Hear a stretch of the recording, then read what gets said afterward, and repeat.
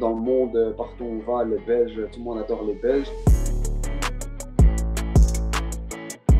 Cette année, ça me réussit encore assez bien. Je travaille, que ce soit défensivement ou offensivement, j'essaie de ramener du danger.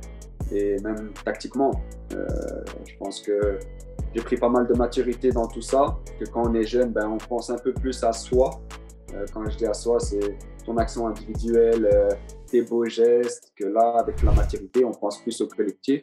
Dans ce que le coach te demande un peu plus tactiquement, défensivement, faire les efforts pour les autres et pas pour toi. Donc voilà, je vais continuer à tracer cette ligne-là jusqu'à la fin de la saison et voir comment ça se passe pour l'équipe. Je pense bien que le public m'aime vraiment bien, car je leur rends l'appareil. Je sais que le public attend pas que des belles actions ou des buts ou des passes décisives. Ici, notre public, ils aiment trop quand on mouille le maillot. Ça reste une équipe du peuple. Et voilà, c'est les valeurs de la vie qu'on transmet sur le terrain, ben, c'est ce qu'ils attendent eux. Et je pense que je réponds présent sur cette tâche-là. Je suis arrivé à 200 matchs quand même et c'est pas facile d'arriver à 200 matchs déjà dans un club et surtout pas dans un top club européen. Donc ouais, je suis rentré dans la partie un peu des légendes du club car j'ai déjà 200 matchs, voire un peu plus là maintenant avec les derniers matchs, mais j'espère pouvoir encore rajouter quelques matchs dans mon palmarès avec l'Atlético.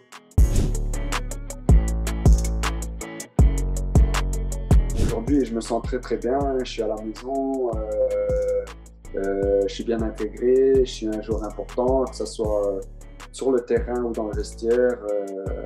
J'ai déjà un certain âge aussi, mais dans le foot, comme on dit, on ne sait jamais prévoir ou prévenir l'avenir.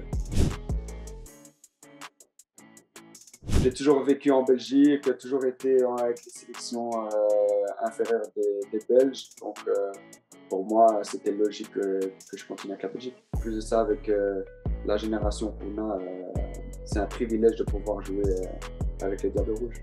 C'est dur de dire que je me sens plus ça, ça ou ça, parce que ça reste quand même nos racines à la maison. Voilà, ma mère elle est espagnole, mes grands-parents, donc, mais bien sûr que je me sens tout aussi belge qu'espagnol par exemple. Le talent, on en a tous, mais des fois, il faut des hommes ou de l'intelligence à faire une faute intelligente au bon moment, être des fois un peu plus vicieux. Et un peu plus orgueilleux aussi, un peu plus suffisant peut-être, comme les Français? Non, parce que ça, c'est pas notre personnalité. Nous, dans le monde, partout où on va, les Belges, tout le monde adore les Belges. C'est ça notre beauté de notre pays, c'est qu'on est content avec tout, on n'est pas envieux, on n'est pas rageux, on s'entraide entre nous. Et ça, cette identité-là, on doit la garder, même sur le terrain. Être respectueux, fair play, mais voilà, à des moments, il faut être plus intelligent dans le fait de jeu. Mais par rapport à être arrogant et tout ça, non, on n'a pas besoin d'être comme ça parce que c'est pas une fierté d'être comme ça. Pour moi, c'est quelque chose de positif car je peux comprendre que des petits jeunes de 18-19 ans, ils disent il n'y a pas de place chez les Diables Rouges parce qu'ils ont une équipe extraordinaire. Et là, ça leur permet de pouvoir se montrer pour essayer de gratter une place pour la Coupe du Monde.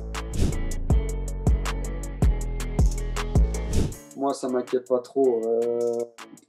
Avant l'Euro, Axel était blessé pendant très longtemps. Il est revenu au top pour l'Euro.